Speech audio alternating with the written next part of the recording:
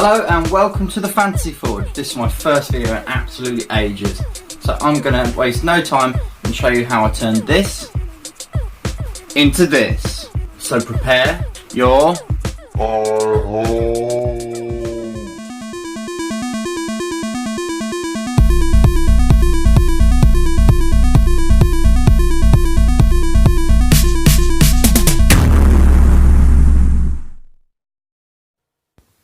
Whenever I start work on a miniature, I first apply the miniature to a cork using hot glue or super glue.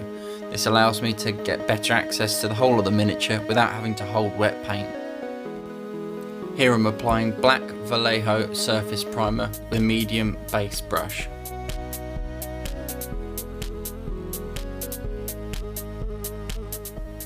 Make sure you get into all the tight spaces and all the detail, just so that you don't miss any.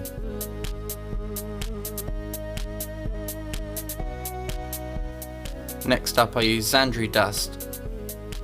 Give it a good shake. Here I'm using a wet palette that I made using kitchen roll and baking parchment. This allows you to keep your paint at the right consistency by keeping it wet, but without adding too much water. I then base the bags with Zandri dust. Take extra care to get into all the nooks and crannies so that you base coat all that detail.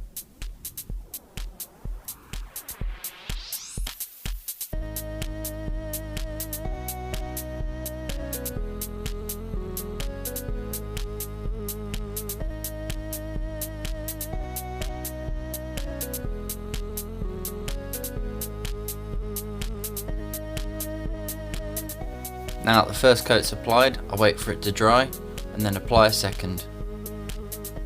2 thin coats is always better than 1 thick one, otherwise you'll end up with a lumpy finish.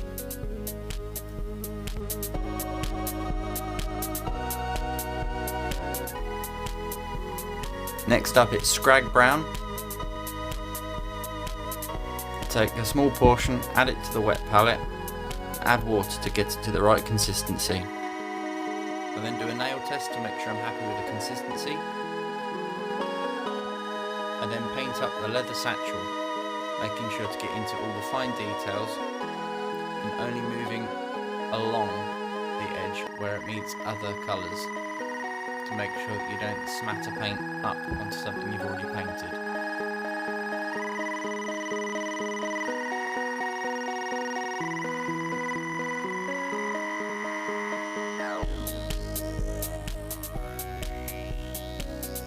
With the first coat done, I apply a second coat after a quick nail test with a slightly finer brush, just to make sure I'm covering all the edges and all the raised areas that are going to get a little bit more contact, whilst also filling the colour a little closer to the sacks.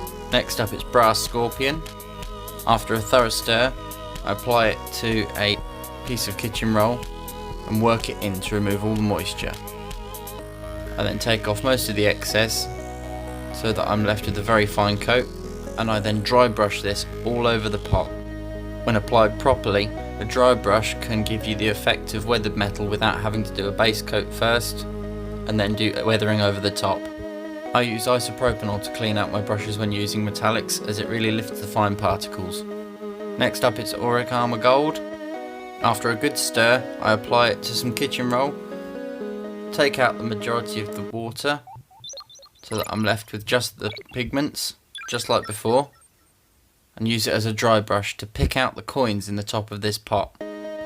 Notice when I apply dry brush, I move away from any other colours to avoid cross-contamination.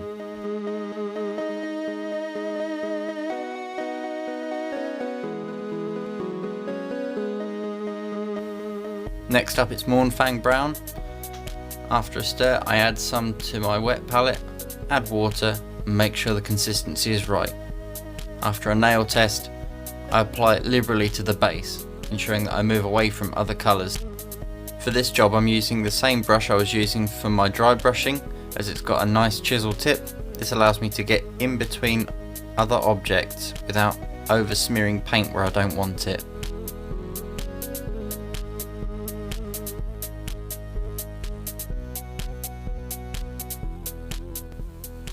Once I'm happy that I've given it a good base coat and got into all of some crannies, I wait for it to dry and apply a second. Next I add Nuln Oil using a medium base brush to the opening at the top of the sack. This is to imply shadow, as it won't be a one solid black, it will graduate down into the hole. Notice how I carefully pull the fluid with the very tip of the brush. This allows it to naturally settle into the deeper recesses without brushing it in. I then apply Nuln Oil shade in between all of the bags, pulling up from the base into any wrinkles and details. I then make sure that I dot it down into the tops of the other bags, onto any fine detail. Here you can see I've applied too much Nuln Oil to the surface, but using a dry brush I just pull off what I don't need and reapply it elsewhere. Next up I apply Nuln Oil to the entirety of the metal pot, including the metal coins. This will help to add depth. I use the tip to get right into all the details. Once I'm happy with most of it, I go back over and apply extra to the details that I think need to be brought out with finer finesse. Here I'm applying a second coat of shade to the middle of this opening, just to accentuate that depth further.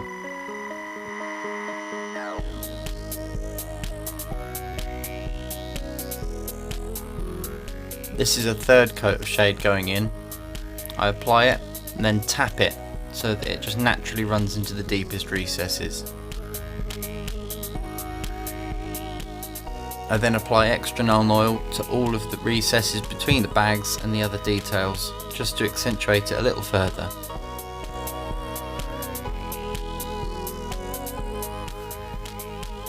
Nuln Oil is then liberally applied all over the base, making sure to pull away from any other colours.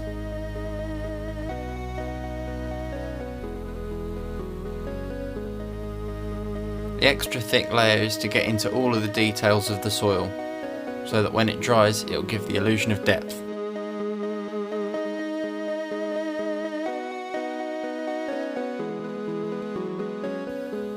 Next up I mix Seraphim Sepia and Lamia Medium in a ratio of 2 to 1 Lamia Medium to Seraphim Sepia. I mix these on a dry palette so that I can check the consistency, and then apply them liberally all over the sacking of the bags. I pull the shade from bottom to top so that it will naturally pool at the base as gravity intended it. I then apply a second coat once the first is drying, just to add extra depth, making sure to get into all of the recesses and details.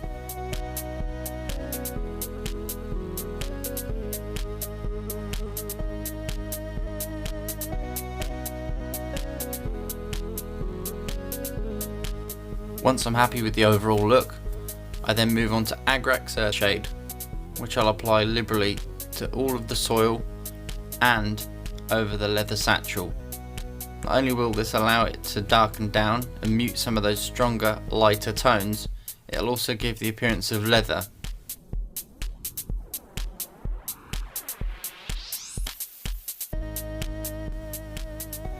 Once dry, the shade really gives it that look of real dirt. Next, using our cheap chisel tipped brush, I take some ushabti bone and I put it onto some kitchen roll to remove the excess moisture, and then I apply this as a dry brush.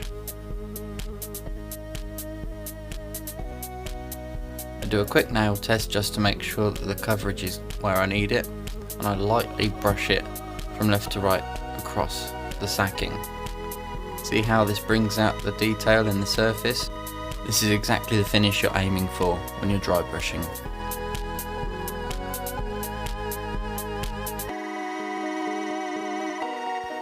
When applying dry brush, it's important to only use light pressure as to only catch the highlight details, otherwise you'll just be smudging colour where you don't want it into all of the recesses.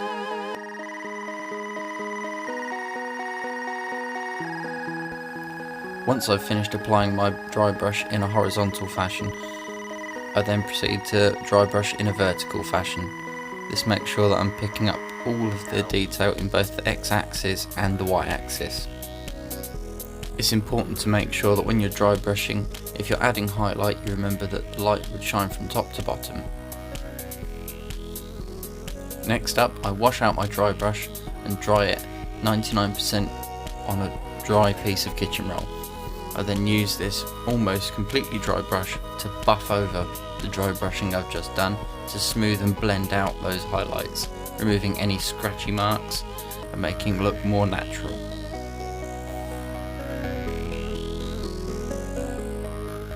This isn't an essential part of dry brushing, but it's a technique that I've developed to help me make things look more realistic. Next up, I take Deathclaw Brown and an extra small Artificer's layer brush, add a drop of water and blend it out onto the back of my thumb so that I know that I've got the right amount of paint. I then carefully, using the edge of the brush, pick out all the details of the sack ties.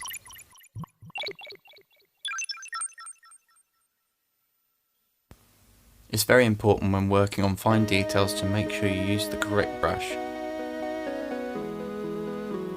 Here I'm working horizontally across the bag ties to make sure that I only paint the bits that I intend to paint.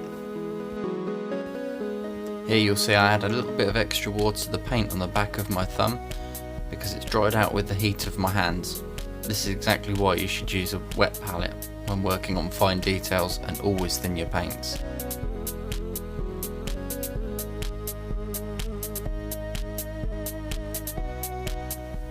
Next up, using the same colour and the same brush, I just hit the edges of the leather satchel to really make those edges pop out and give it a sense of highlight and depth. Next up, I take Agrax Earthshade straight out of the pot, and using the same extra fine Artificer's layer brush, I delicately paint this over the sack ties that I've just painted. This will allow me to add depth without having to go absolutely crazy with the wash. If any part of it isn't as dark as you want, don't be tempted to flood the area. If you want to add more depth, wait for the first coat to dry and then add a second.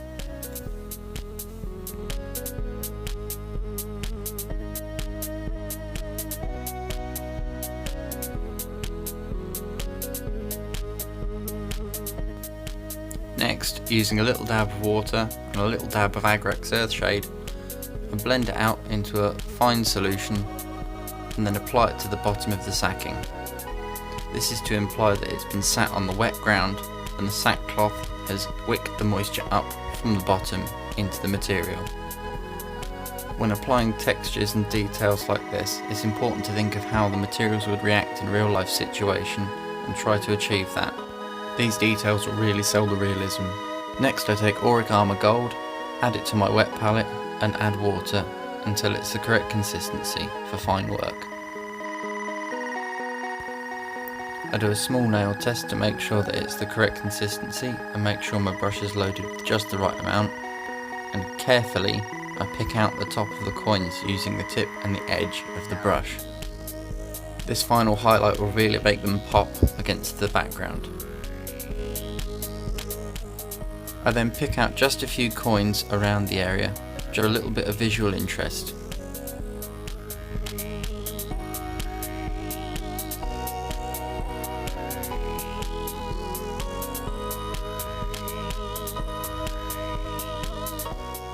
Next up, I take a Baden Black straight out of the pot, make sure my brush is loaded with just the right amount, and using my extra small Artificer's layer brush, I add a small line to the inside of the sack opening, just to give it that deepest recessed darkness. Next up, I take Xandri Dust and my dry brush. This is a small dry brush from Citadel. I don't think I could find my cheap one. I then take out the majority of the moisture onto a piece of towel, and after a nail test, I apply the dry brush to the surface of the soil, making sure I pull away from the sacking, remembering that light will strike from the top down.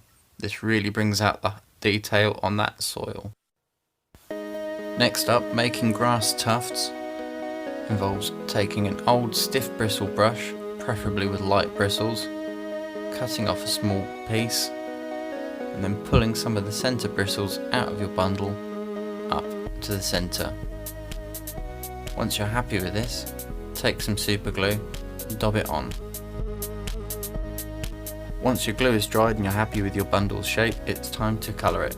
Here I'm making dry grass tufts, so using a Thonian camo shade, a pair of pliers, I dunk it straight into the pot, brush off the excess, and then using a paper towel I take off any moisture, leaving just the pigment in the bristles. For fresh grass tufts I use Warboss green, dunk it straight into the tub, then wipe off any excess on a paper towel, similar to how I would when I'm prepping for dry brushing. If you pull off too much, go back over and add some more, just so you get a decent coating without glopping the individual fibres together. Then just using my fingers I pull down some of the side fibres that are a little shorter to give the grass tuft a more natural appearance.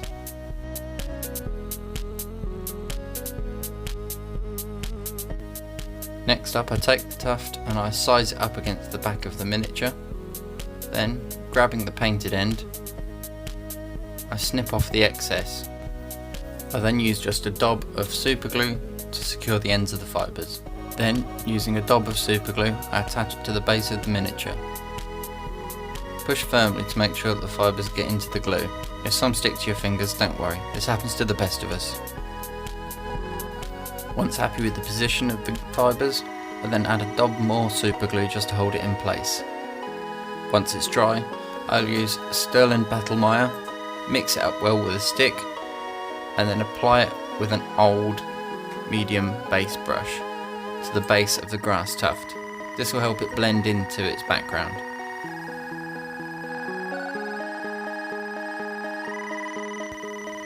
Then I fold over the grass just slightly so that I can push some more Sterling Battlemire around the back of the tuft to blend it completely in with its surroundings. Once dry, this miniature is complete.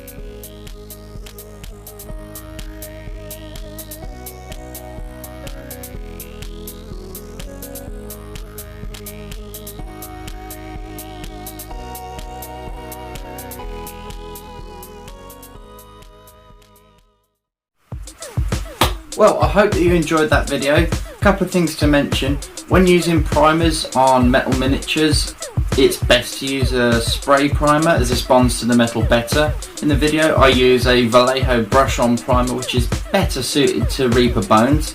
The reason I did this is because the day of filming was just absolutely awful and I couldn't use my spray booth. It would have blown all sorts of rain and crap back in through the vent. So this one I'm going to have to take special care of to stop it from chipping. My precious baby. I might put some hard coat on it just to protect it.